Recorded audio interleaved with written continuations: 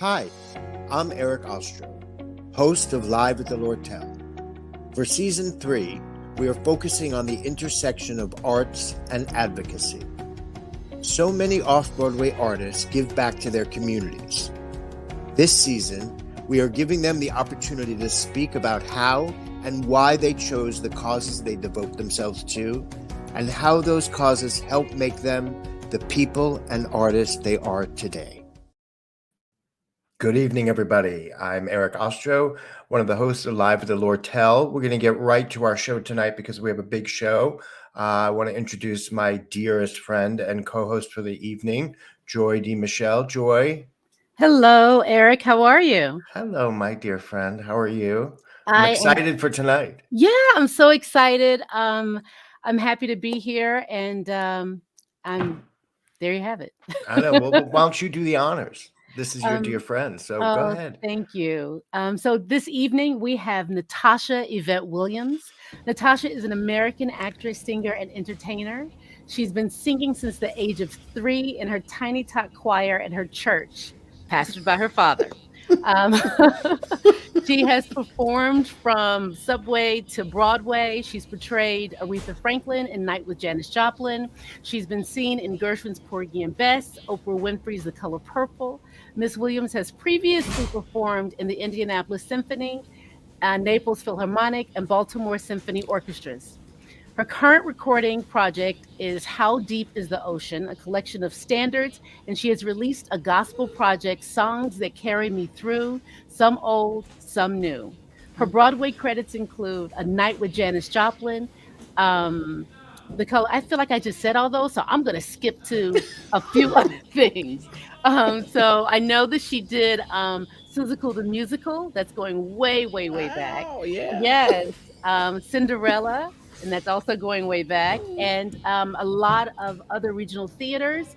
Her television credits include New Amsterdam, FBI, Harlem, Godfather of Harlem, Orange is the New Black, Madam Secretary, The Good Fight, Dash and Lily, Odd Mom Out, and the upcoming film Alice with Common.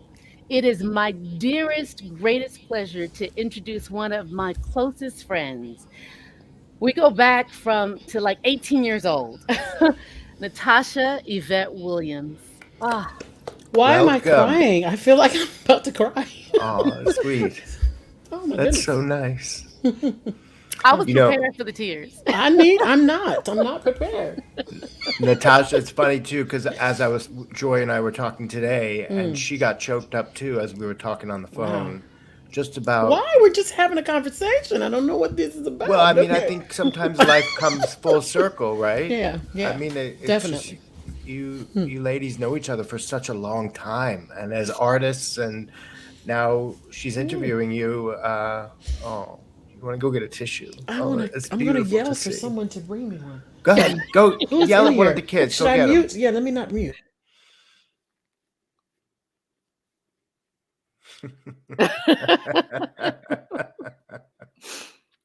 I had a feeling it was gonna happen. I love her so much. You couldn't hear me yelling at the children. No, man. Okay, great. Put it on mute. You started.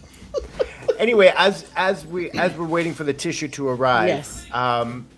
So how are you doing? I know you're about to open and ship chicken and biscuits. Yes. We're in previews. A friend of the program, Douglas Lyons, who we did a couple of weeks ago. We love Douglas here. But how are you doing? I mean, and we've been through hell and back and through hell again over the past 18 months. How are you? Where were you during the pandemic? How is everything? How's the family? I am doing very well. Is that Mike doing crazy things? No. I'm doing well. Oh, good. I am actually really, really good right now. I'm sort of tired, but hey, that comes with the territory, and I'm fine with that. I am excited to be back in the theater. We are having previews now. We open on Sunday the 10th, but we've already had 12 previews, so we've had excited people in the theater. We had a scare last week with the Broadway production of Aladdin having some breakthrough cases, actually. And so the protocols that were already in place, we just sort of revisited those. We had meetings and everybody's just reminding us, we can't take pictures with the audiences. So a lot of things are different as Broadway, I don't like to say comes back, but I say comes forward because we're doing new and different things. And Broadway itself is very different to me now. But as I'm still just very excited and very lucky to be a part of this production and to be in the theater and to be working after this pandemic. So I have nothing but joy to express during this time. And even with the last week's episodes with Aladdin, just a renewed, I felt fear trying to creep in, but I had just a renewed sense of gratitude about where we are and how fortunate that they caught these cases and were able to stop this thing. And those people were vaccinated and they were breakthrough cases. But the likelihood of us returning to where we were March, the first March when it first started happening, is unlike. I don't feel that fear, that same type of angst that went through me during that time. You asked where was I? Yeah.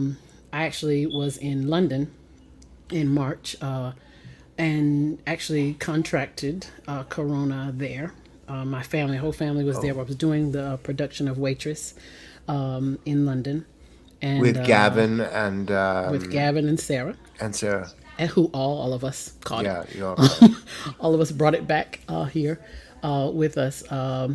And left London on the 16th, felt fine, arrived back home on the night of the 16th, which is when 45, shut the borders down, so we had to come back early. And felt fine, started coughing on the 17th, and went and got a test at this drive-by place in New Rochelle near where I live on the 18th, and found out I was positive on the 20th. And I was feeling bad from the 17th on, just coughing and everything. My husband got tested. My kids were there as well. And we were all in one hotel room in London. So I was like, okay, we all have this. And my husband tested positive. My kids tested negative. And but we all had symptoms. I don't know why they tested negative. I believe they had it. And it was horrific. I mean, I was very sick. My husband was very sick and probably should have gone to the hospital. Wow.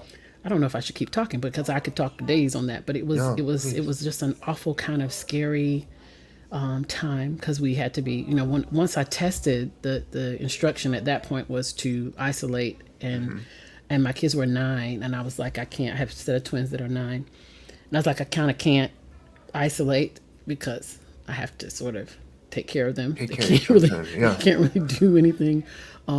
They can do some things, but they can't take care of themselves. So that was very scary. And it's like, but do you have your own bathroom and your own utensils? And, that everything was just so unknown at the time. So, and I just decided whatever I have, we all have it. And so we just have to sort of stay in our house, but sort of still be able to take care of the kids, still be able to help them with school and all the things that we could do when I had the energy. Half of the time I had absolute no energy. My main symptoms were coughing and fatigue. I had severe fatigue.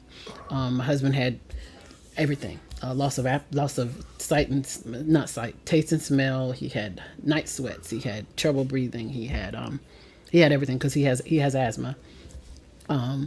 So we just there was a couple of nights where I thought he was going to leave the earth. And I was trying to get him to go to the hospital, but he didn't want to go to the hospital because everyone around us at that time who had gone to the hospital didn't come out. And that was one of his greatest fears. And I remember one night just were like, you can't die in here with me and these kids. It was crazy. Scary. It was absolutely crazy. That's terrifying. But we got through it. Yeah. It was a very, very, and it wasn't 14 days. It was like 26 days. Oh, wow.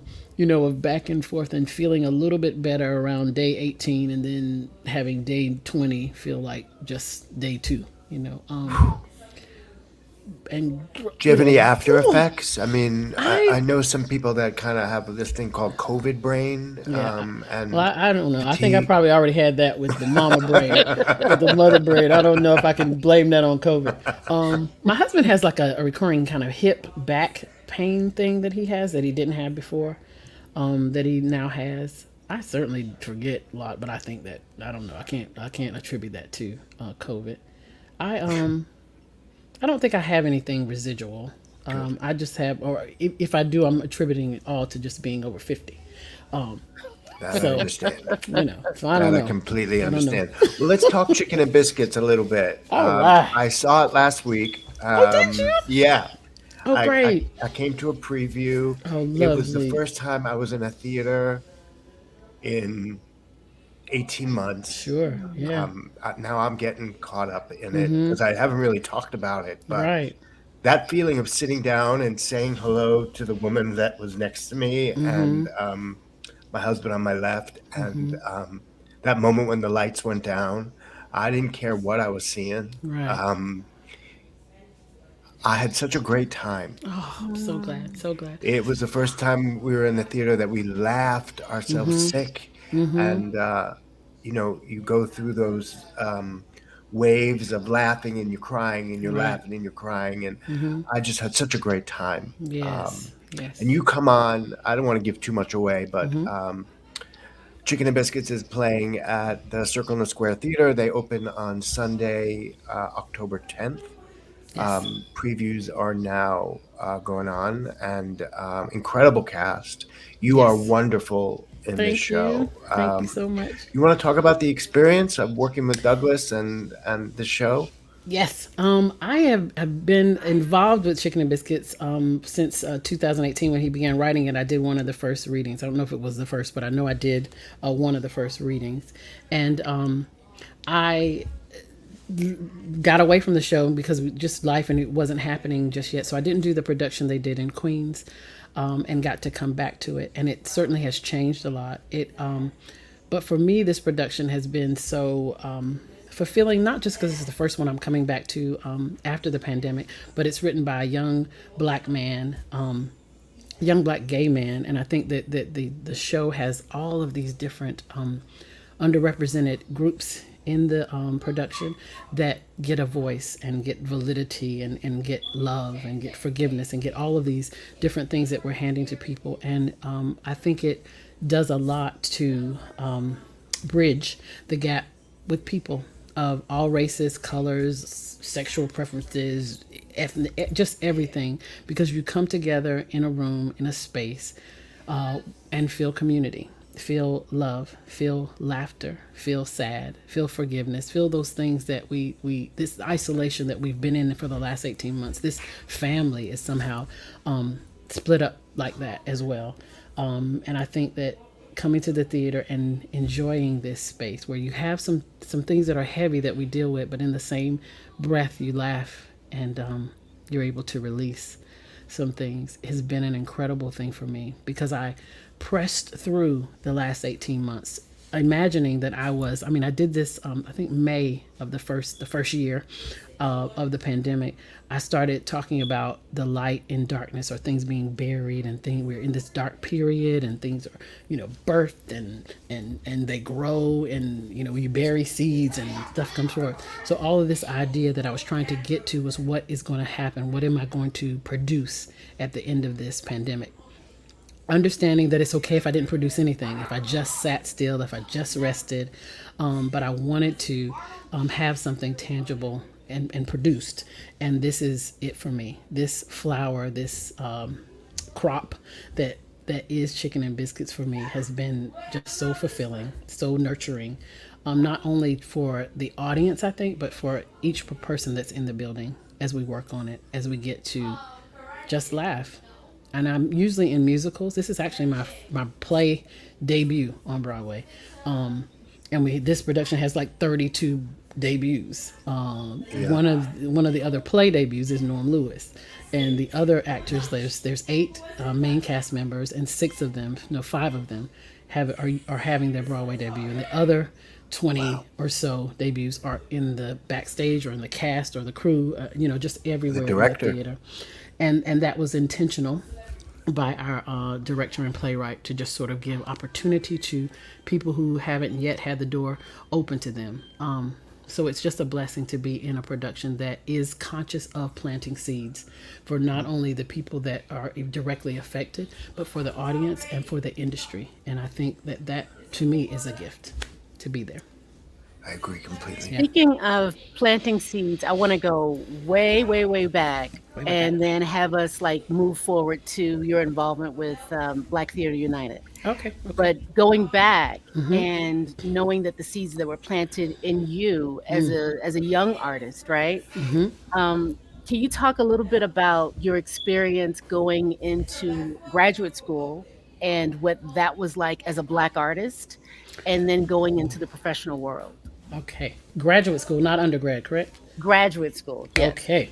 I went to Michigan State University for grad school and had 3 years there in a very cold climate. I'm from North Carolina, and it never snowed there. It does now with climate change and all, but it never snowed prior to that. I actually went home at Christmas time from Michigan and had shorts on outside. So it was a very different environment for me, not just Fayetteville, because right? Fayetteville, North Carolina. Yep. Not just because I wasn't around my family or things that were familiar, but I came from North Carolina A&T's undergraduate program in theater, and was very nurtured. That first year as a freshman, freshmen weren't allowed on the main stage, but you got to learn and study and all that kind of stuff. And then we were in every production. We were in those productions and learning the craft while doing it. So I had the experience of being on stage.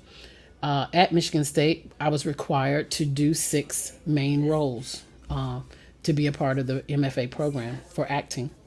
But I was having a difficult time being cast in the productions, but yet still required to do that for my educational degree, to get the paper, to get the sheepskin. I had to do these roles. So it was like, I guess it was similar to anyone who is like in a small town and they're the big fish in the small town, and then they get to a big university or they get somewhere else and they're trying to find their way. They're swimming upstream. I did a lot of that at Michigan State. I certainly learned, all my classes. I was an A student, but in terms of the actual feet on the pavement and being in the lights and learning how to craft a character on stage, that didn't happen for me too much there at the grad program. So I had Let me just get this clear. So you, in order to graduate, Yes. you had to be in 6 productions. Yes. Is that correct? I had to do 6 roles, had to write on 6 those roles. roles and develop them and then talk about how which process I used, whether it was Meisler or Stanislavski or whichever method that I used to develop these particular characters. But they were not putting you in any shows. But I wasn't being cast. I wasn't being Well, cast. then how do you... How do you do that? What I ended up doing was doing some shows at the community theater that was there, and the teachers would come out and to critique us and see that we were doing things, but the opportunity on campus just wasn't as prevalent as it probably should have been for artists of color.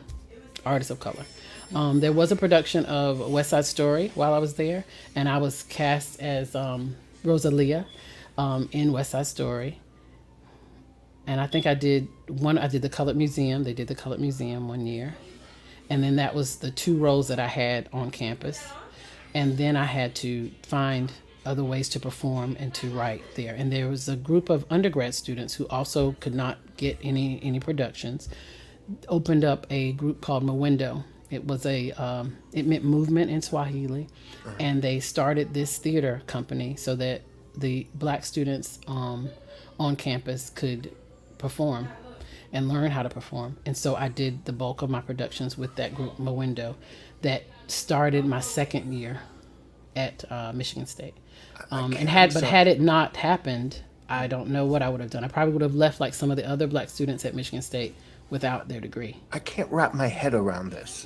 I'm sorry, NaTasha, that you're asked to come to this university. I know because I was listening to some of your interviews today, and I read some articles, and they asked you to come to Michigan State, yet they were not putting on any productions that you would have been able to fulfill these 6 roles that you had to play. Well, I think I could have done it. I mean, we did check off. We did a lot of But they weren't classic putting you in the pieces. play. They just weren't casting me. Yeah, I mean, if we, there was a term when I first moved to New York that I don't hear much anymore of in terms of this colorblind casting or whatever. They could have done any number of things to cast the people that they were training, and committed and saying they were training to perform, but that just didn't happen.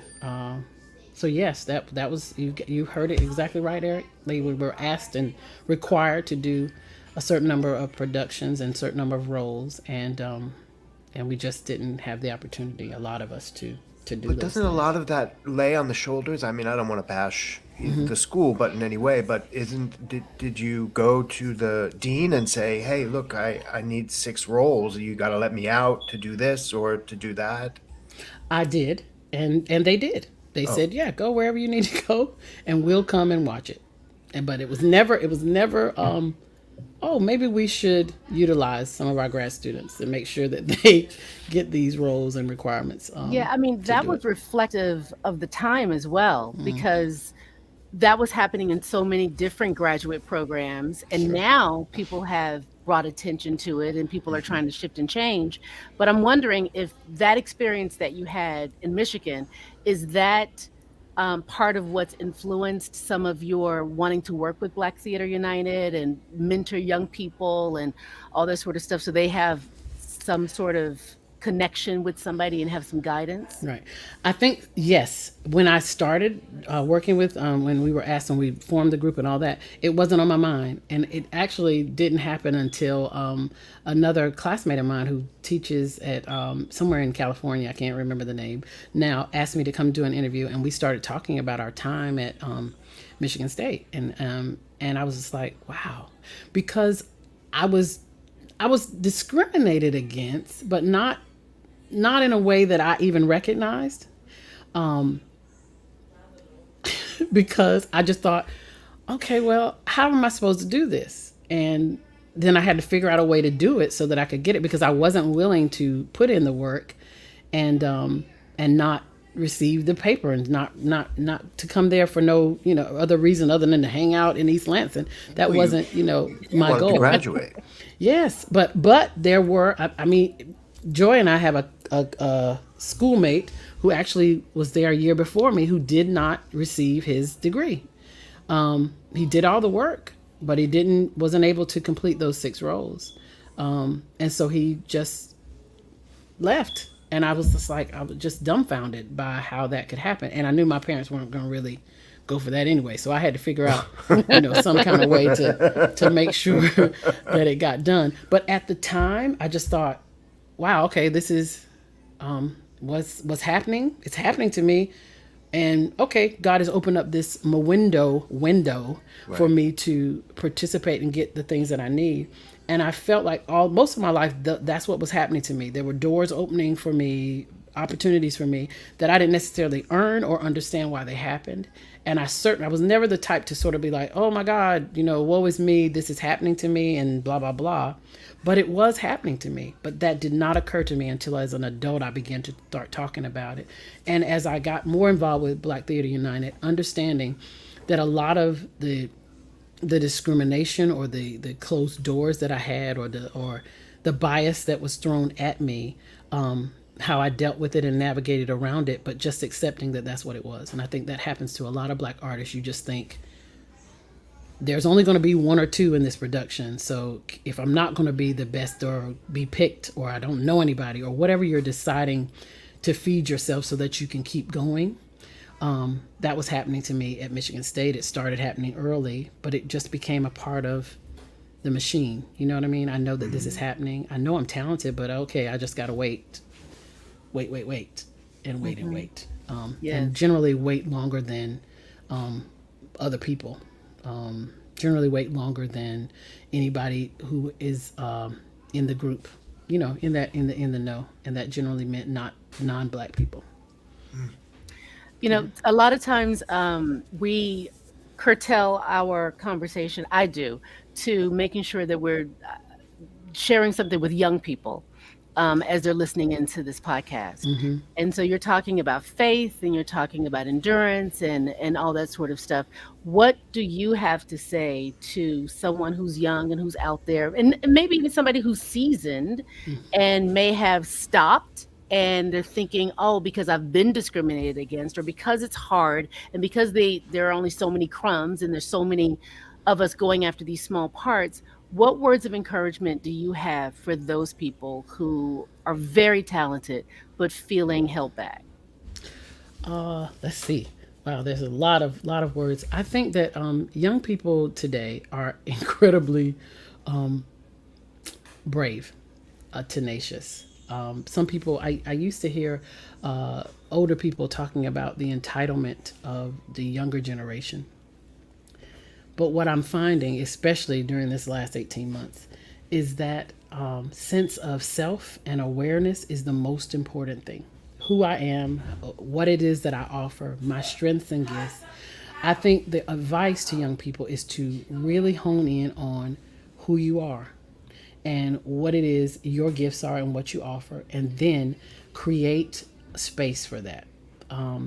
And a lot of times we have been held back, or there are obstacles in your way, but surround yourself with people who believe in what it is that you do and what you have to offer, and then never stop pushing toward that. Never stop moving toward that and moving things out of the way and creating avenues in the midst of obstacles. And that's what I think we have to do. So that means getting involved in whatever, locally, wherever you are, getting involved in everything you can in terms of performance, so that you can, if performance is your area, if writing is your area, or if management is your area, or if you want to be a producer, getting involved in whatever you can to add all of those tentacles to your person, so that your process is defined for you, so that you understand how it is you move through the world, what choices you want to make, what you want to say, who you want to be as an artist. And then the doors will open for you, or you will create those doors. It is about you moving. It is about you being active, and it is about you helping other people with the gifts that you have. So that's what my advice to be. Find your avenue, your path, so that you can create for yourself as you open doors for other people. I love that. NaTasha, how long did it take for you to kind of find your own path? I mean, did you say it came late to you? Because when you got out of grad school, I mean, you certainly found your way through it. You found those 6 roles or whatever you did, and Yeah. pushed the door and pushed the window through to get your degree. Yes. But did you have a hard time finding who you were as an artist and a person before you kind of went out there in the world? Did you find it late, or? I think I found NaTasha a little bit late. But as far as an artist, I don't think I found her late. She was kind of there hanging around and hanging out. And people sort of helped me, picked me to do the same kind of thing for a while. Yeah. And then I just decided, hey, I did this well and I do this, but I really want to do that. But that finding NaTasha might have taken a little bit longer than finding the artist and finding how my instrument works and what I think works, it moves people in me and about me. Very early on, I began to, if I was singing or performing, this might sound, I don't know if I've ever said this, but I began to perform for God. And imagine that nobody was watching me, that it was just me communing with him and or her, but communing with God, and allowing people to watch that was fine by me. But so my artistry, I think, has been around, not that it hasn't grown, because it definitely has grown. I've learned more facets of my instrument to be able to bring to the surface, but I don't count that as anything that I've done other than God's gift to me that sort of found its way by other people casting me in something and me just going with that. But I didn't have to work hard to book jobs.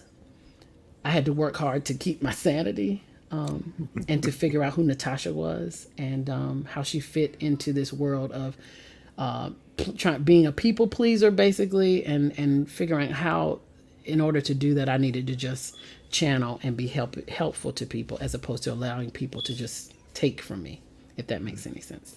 It does. And I've heard you say you think about you have to keep depositing within yourself in order to keep giving back. Is that something that you say? Oh yes, I think this gift thing doesn't belong to me. It belongs outside of me. So, but it does have to be nourished, like anything else. And whatever you feed is the strongest part of you. So, I have to feed self. I have to feed these children and this husband and all of these things in my life that pull from me. But what is it that enables me to be stronger and to be replenished? And that is sharing this gift. So it's not for me, and I can be exhausted sometimes. But knowing that what art does is change people. Being active changes things, and you can't do that without movement. So that excites me, and that replenishes me, renews me. And every time I have the lights come on and I'm able to share words of my own or words of other people, then I know that I'm hopefully making a difference, at least for one person watching. And I'm teaching my kids at the same time to work hard, to go after your dreams, to excel, to give, because it comes back. Okay, so I'm over here with tears that I keep stopping. Because I know all the things that you're saying are true to your heart. And for the people who are listening, who think about their talents and how to share them and when to share them, ever since I've known you, you have given freely of your gift, freely to so many people, that the blessings that come forward are because you give it away. And I encourage anybody, because right now there's so many young people who see things as, what am I going to get for what I give? And the level of faith that you have, I told Eric earlier, there's plenty of times when we were younger and I would call you and I'm like, I'm not feeling good. Can you sing to me? And you would just sing to me over the phone. Those kinds of gifts are incredible, and you bless other people with them. And I am grateful. I'm happy to be able to say in a public forum how much I love you. Okay, I had stopped crying and I want to continue that trend. So please stop it. Okay, I'm trying. No, thank you. I'm trying. No, I appreciate that. And You know what? Let's go back. Let's go back here. The work. Reel us in. Joy, you're gonna make me cry too. You had a phenomenal Broadway debut. Oh my God, did I? Yes, I you did, did. man. I did. I had two of them. Yes, you did. And I think there's a great story of hope, and then we're going to talk about that song "Hope" after. But I would love for you to tell that story of how you got cast in The Color Purple. Oh my goodness. Okay. I love this story. Wow. You okay, Joy? Yeah, she's fat. Yeah, okay. Let me take a sip of my Pepsi.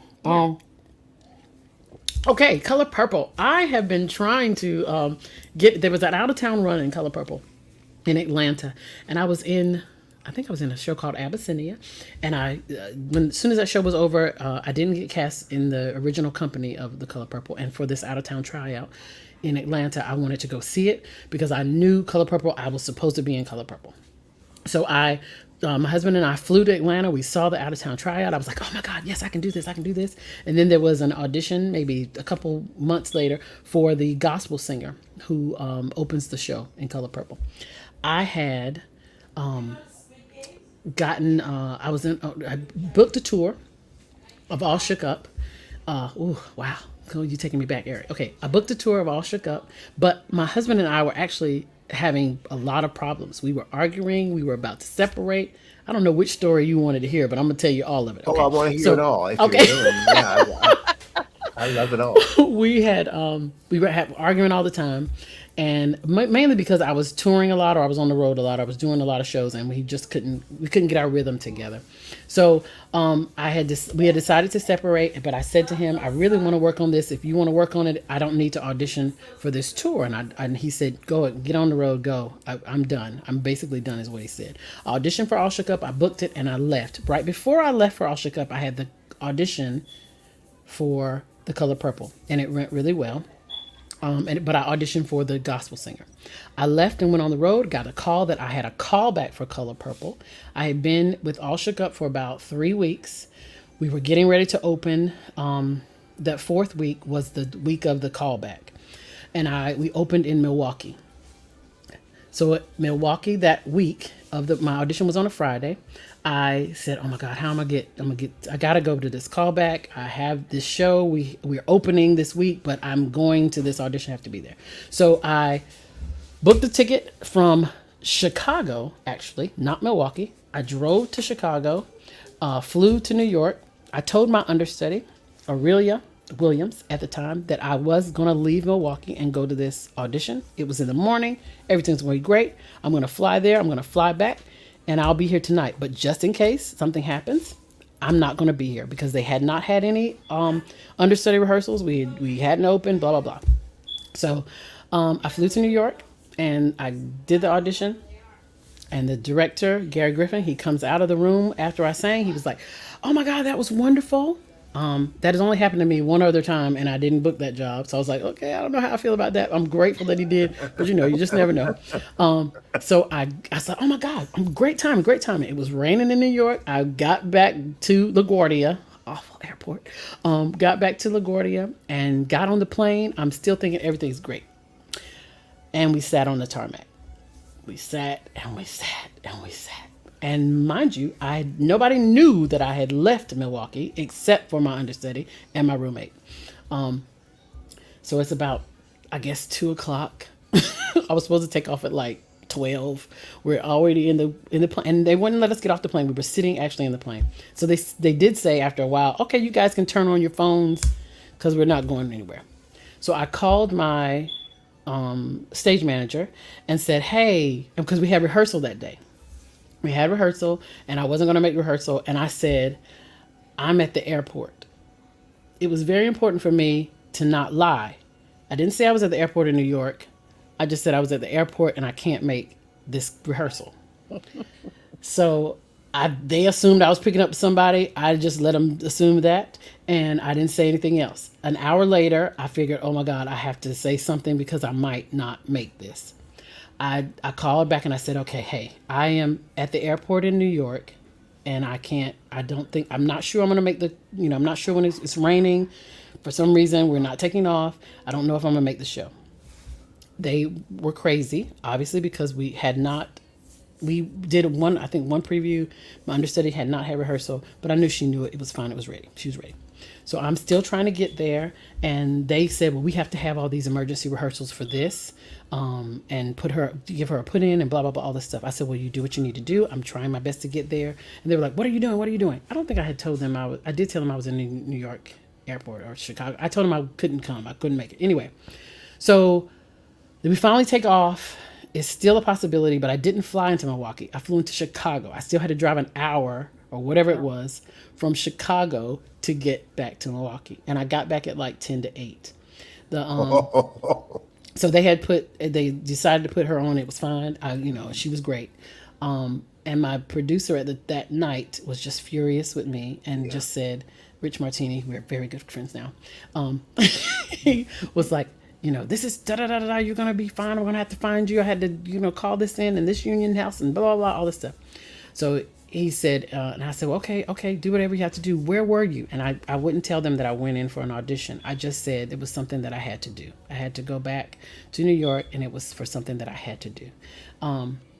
And so that was the end of that. That was a Friday. Monday morning, my agent called me and told me to sit down. And I thought it was because she was going to tell me what the fine was, because the fine could be anywhere from $2,000 to $10,000. Whoa! Because of all the technical extra rehearsals. Because all the union people that had to be called in to be set and really give her a proper put in. So I was like, okay, all right. I just had to do it. So I thought she was going to tell me that I had been fined, and she told me to sit down, and she told me that I booked Sophia in The Color Purple, which was a principal role. Now, I auditioned for The Gospel Singer, who was a featured ensemble role. And the only way that I could get out of my contract for All Shook Up was if I booked a principal role on Broadway. That was like written in there. You have to be a principal role on Broadway to get out of this tour. This tour is for a year. And you can't leave before January 4th of whatever year it was, 2006, I think. So anyway, so she told me I booked a principal role, and I was going to start on January 6th. So everything was working in terms of the time. I had about 6 weeks to give them notice, which I did in 2 weeks later. I gave it right at 4 weeks, the 4 weeks that I had to give them. But it was 2 weeks before that, or 2 weeks. I had 2 weeks to just sort of figure out what I was going to say. So anyway, I gave them notice, but I had that opportunity. And then my husband and I, after I left on the tour, I skipped this part. After I left on the tour, because we had decided to separate, I left on the tour. I was gone 2 weeks maybe, and he was like, okay, I'm sorry, I don't know what I was thinking. I was blah, blah, blah. Let's try to work this out. I was like, I have signed this year contract. I'm going to be gone for a year. I don't know. I can't talk to you. I'm going to be gone for a year, and I wouldn't have gone for a year if you would have just said this ahead of time. So anyway, that was in the end of September. So I had been gone just a little over a month, and found out that I would be coming home, in a couple months later. And I could work on my marriage. I could be on Broadway. I could do, all of the things that I wanted to do. So that story I don't know if that's the story that you wanted. Yes, absolutely. I mean, that was a lot. But I made it back. I missed the show. To me is, everything I guess happened for a reason for that part. But you were auditioning for another part, and Griffin saw you and then just gave you the part of Sophia. Mm-hmm. Sophia, yes. Hell no, yes, exactly. What was that moment like? This was your Broadway debut. Oh yes, my Broadway debut. It was incredible. I had the big party. Right? And that's why I say I had two debuts, because the first one I opened, it wasn't with Fantasia. Kenita Miller was my first ceiling, and then Jeanette Barriadel, and then Fantasia. And Fantasia had a whole opening of her own, so that's why I say I had two debuts, because she had all of the press and all that stuff. But for my debut, I rented out B. Smith's restaurant, and had a big party, and rented a limousine. I had 12 people from my hometown come up, and we got in this limousine and just rode around town, and I rented a mink coat. It was crazy. It was absolutely crazy. I mean, the mink coat was $25. I rented a $25 mink coat. It was a fabulous coat now, but it was from a friend of mine that I was like, can I wear your coat? So I mean, she charged you $25 for that? She did. She couldn't give it to you for the opening. Well, she wasn't really my friend. She was like a friend of a friend that I had seen wearing the coat, all that kind of stuff. Okay. So, but I was like, I am making my Broadway debut, and this is all I've ever wanted to do, and so we have to do all of the things, and it was absolutely incredible, absolutely incredible. Still, one of my greatest. Even the cast of Color Purple, I'm still very close with a lot of people in that cast, and I've just been building community since I got to New York, and it's just been an extraordinary ride for me. Extraordinary. It sure has. Speaking of community, and that's what we really want to talk about, is the organization. Well, first of all, the song by Jason Robert Brown, that, you guys got to look this up on YouTube. It's called Hope. It is a magnificent song that he wrote during Black Lives Matter movement, and NaTasha was privileged to sing it, and it is so magnificent. But I think that really ties in a lot with Black Theater United. So yes, sure. I would love for you to talk about all of this and where you put your energy in now.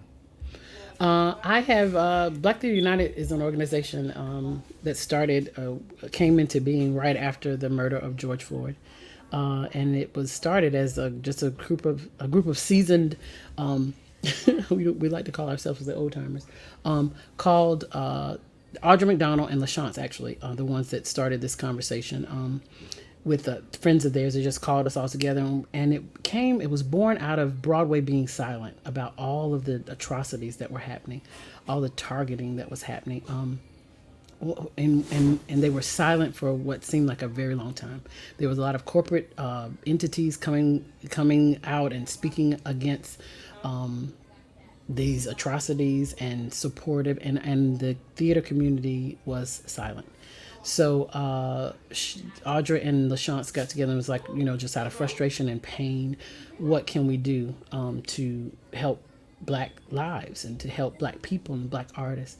And so they called about 19 or so friends together, and we got on a Zoom call and meet weekly now. Even on Sunday nights, we generally meet to talk about how we can further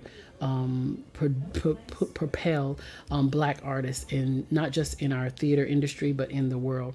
So we started with Sherilyn Eiffel was one of our first town hall meetings, and she talked a lot about the history of Black people and how to create change, and to start with the political aspect and those local contests where we're selecting the people that make change in our communities, individual small communities, and then so we were doing on a macro level and a micro level. So we started politically and working with the Census Bureau and having people be counted. And then because the theater industry was shut down, and while that was shut down in the very early part of it, we began just working a lot with political and community ideas and activists to help promote this idea of equity and diversity in all areas of life, and to help people sort of understand that being counted themselves was the way to show that we mattered and to make a difference in our community. Black Theater United is concerned with Black artists and Black bodies and Black lives and protecting those lives. And we do that in several different ways by serving the community. And getting involved in those policies that help make a difference for us. We also have done town halls and summits with Lord theaters across the nation, helping to put into place practices that will protect those artists as they come into these theaters.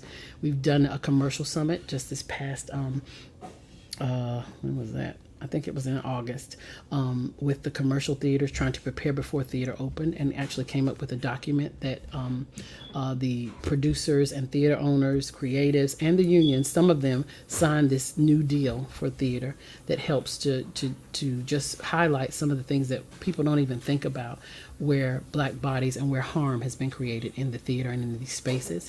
And we just want to illuminate humanity. And say that there's room at the table for everybody, not we're not trying to take anybody's jobs or take people out of the theater, but just allowing for space to be made for different stories, because we are all enriched as we include stories by other artists and by Black people and all different types of people, so that those voices can be illuminated and heard. So that's what I've been doing for the last 18 months while I wasn't working. I would love to know, NaTasha, do you feel a shift of any kind? Do you feel the past 18 months you've been running, working so hard for Black Theater United? Do you feel a difference? Tell me yes. what you're feeling now. I definitely feel a difference. There are an unprecedented 7 Black authors having debuts and Broadway shows in this season. That has never happened. I feel a shift. I do feel like at times I was saying, oh, well, this is a window that's open right now, and we gotta push her harder and get all of these things on paper and make sure that people understand the harm that has been done, the practices that are so entrenched in our white supremacist society, these intrinsic things that we all learn that we just don't even that happen. Just like at Michigan State, I'm allowing this practice to handicap me, and I think it's okay. You know what I mean? I think it's okay when every other grad student, they worked very hard for them to get the roles that they needed. That was a focus. And they weren't doing that for the people of color in the program. But basically, a lot of it was an unknown kind of systematic racism that was going on in my school, that was going on in other schools, because of the way people have been taught and intrinsically have learned how to move and exist in the space. So I said all that to say that yes, I feel a shift in Broadway right now. I feel a shift in a lot of areas. I think our whole country has shifted. I think we will not be the same. Certainly there are factions that are going to be the same, and it's still going to promote hatred and promote division. But I think the bulk of people understand where they never understood before, because we were home, we were isolated, we were sedentary, we all watched. And you heard stories like this before, because George Floyd wasn't the first, he wasn't the last.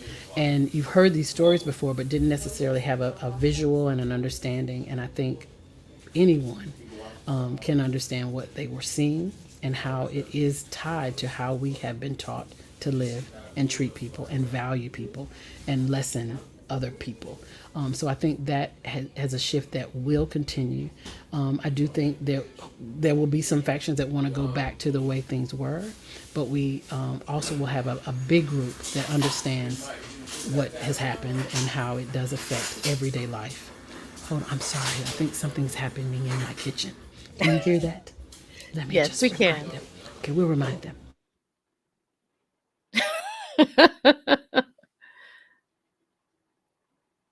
Okay, I'm back. No worries. But yes, I So- think the shift is happening, and I think it will continue to happen. And we will see that in the amount of productions of transgender people or people of color, or not just the norm of what we've seen so far. There will be seats at the table for other people in the creative spaces, not just on performing, but backstage and in creating projects that will say to the world, we are all better if we listen to each other. For you personally, moving into the next chapter of life, what is it that you are wanting to create, that you want to speak out into existence, and we can hold space for you? I want to speak to, like, the Hidden Figures. That movie was a big eye opener for me. I want to speak to people that have been undercover, have been just hidden, that you don't know about. I am writing a movie about Mamie Peanut Johnson, highlighting, inspiring her life, who was a woman who played in the Negro Leagues with the men.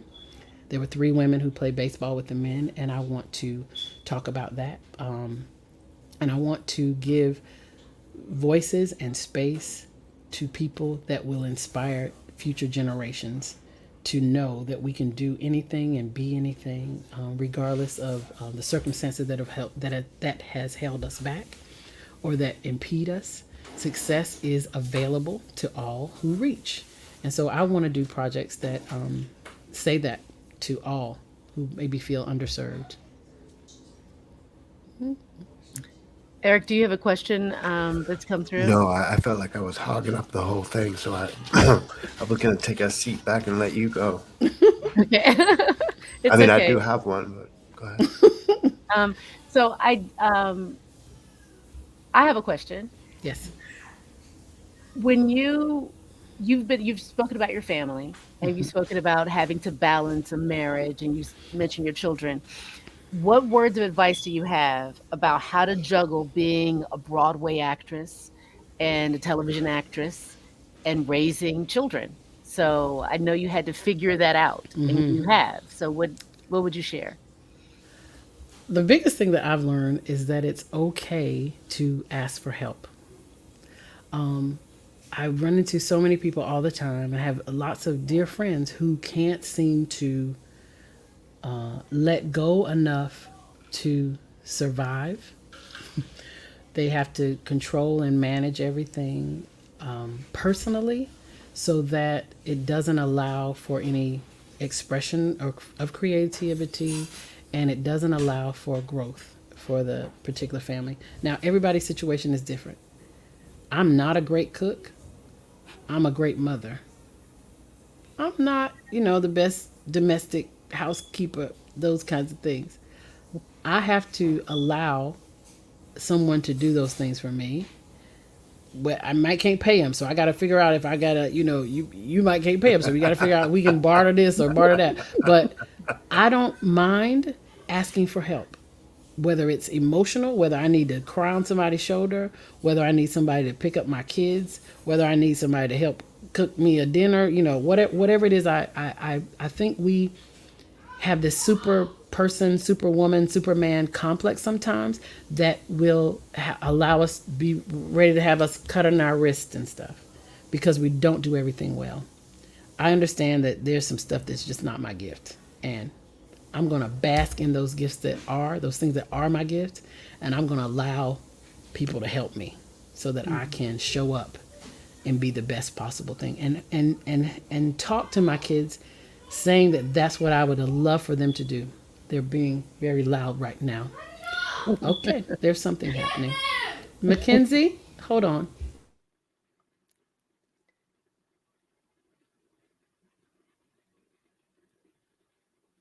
The beautiful thing I actually love about this happening right now is that I spoke to Eric earlier and I said that NaTasha is one of the most beautiful spirits that I know. And lots of people would come undone if they were in the middle of an interview and the children were going on in the background and they're trying. But you are able to always, this is NaTasha I've known for like 30 years, that she's always able to just stay grounded and handle what needs to handle. And I think that's probably what would attribute to you consistently having, hey Niles, you consistently having a Broadway career. I was sharing with Eric that you've been asked to come back to shows again and again and again and again. And that speaks to your ability to be able to always be present and always be positive, and no matter what the circumstance is. What's your favorite role that you've ever done?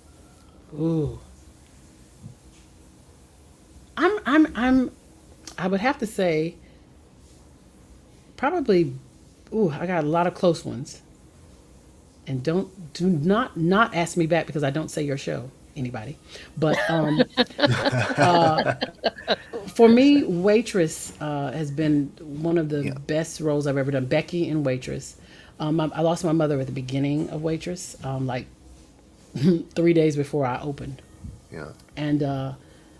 And there was a scene in Waitress where the three women come together and are singing, and right before that, the lead character has been talking to her mother. And I used this song called Soft Place to Land to sing to my mom every night of the show. And was very afraid when I left the show that there wouldn't be time in my crazy life to commune and talk to her. And be fed by remembering all of the things that she deposited and gave to me. And so Waitress for me to date has been a very spirit-filled and led role for me, being Becky. And so to date, that's been my favorite.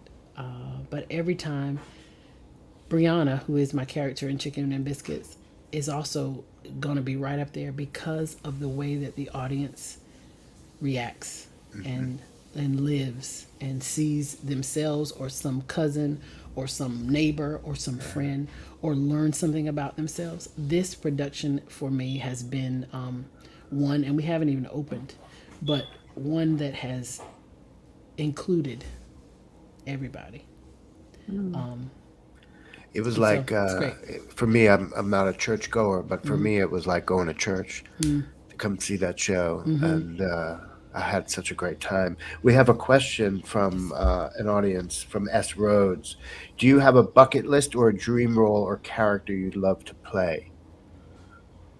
I got several, but right now I'm pretty content playing this role and feeling like I am making a difference in people's lives. I had a guy come up to me the other day and talking about how he was adopted.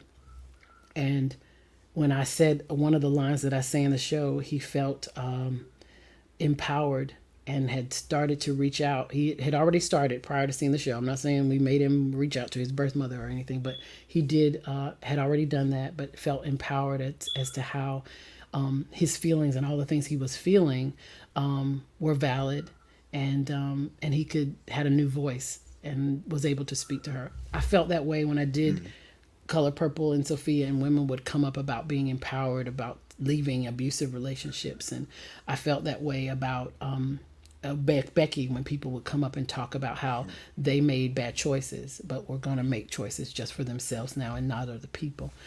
So I think art has the power to do that. I feel that way in Black Theater United as we reach people and educate people on their self-worth and how there's opportunities available if we stand together to work together. So that's what I think art is supposed to do, and that's what I'm doing. So as far as a bucket list of roles, I'd love to be everything that you wouldn't normally see me as. I'd love to play a man on stage. I'd love to just do things differently so that the door is open for others beyond me and after me to create in the space and to be seen and voiced and heard. Agreed. I'd love to end on this quote. Not everything that is faced can be changed, but nothing can be changed until it is faced. Yes, yes. James Baldwin. And I think that says a lot about. I'm going to go back to that song "Hope" by Jason Robert Brown that you sang, and Yes. encourage our audience to go listen to that and go look up Black Theater United and give to the organization or Yes. give back. If you can't give money, then you can give time. Yes. There are so many opportunities in the world right now to be able to volunteer and give your services to. And I think you are a member of our community that just you are that person who just gives back naturally. And I'm so grateful that you joined us for this hour. Me It's flown too. by. It's been an emotional thing to watch two dear friends reunite in a thing like this, and it's been a pleasure to watch the dynamic between the two of you. I And miss you, Joy. I love you. I love you too. Thank you, Eric. and Thank you. I Thank you for thank you from the having me. bottom of my heart. You are a very talented, magnificent artist, and Thank we're you. so honored you are here. Yay, bless you. Yay. That is our show, ladies and gentlemen. We are going to take a week off and return Monday, October 18th. We had announced that Ronaldo Pinela, but unfortunately for us, he now has a conflict and cannot join us. While we try to reschedule him, we are also looking for another guest. So stay tuned to our social media or check out our website for an announcement soon. Uh, on Monday, October 25th, John, Andrew, and I will interview Mr. Ruben Santiago Hudson, Go currently see that. Go starring see it. It's on great. It's great. Broadway, yes, in Lackawanna Blues. We will talk about that show, which he also wrote and directed as well. He must be tired, as well as his numerous other Broadway and off Broadway credits. And of course, Fine Arts Center being his name, the Ruben Santiago Hudson Fine Arts Learning Center. More information about these and future guests and how to attend our recordings online can be found on our website, live at thelortel.com. Thank you for joining us. Remember to get vaccinated, wear a mask, and be safe, please. We hope to see you in the theater soon. But in order for theater to continue and not go back to the way it was, we need to get vaccinated and wear masks. So please stay safe, ladies and gentlemen. And thank you so much for joining us. And I want to thank our guest again, Thank you. the magnificent NaTasha. Uh, have a great night. Good Thank night. you, guys. Thank you, Thank you. Joy. I love Good you. night. I love you all.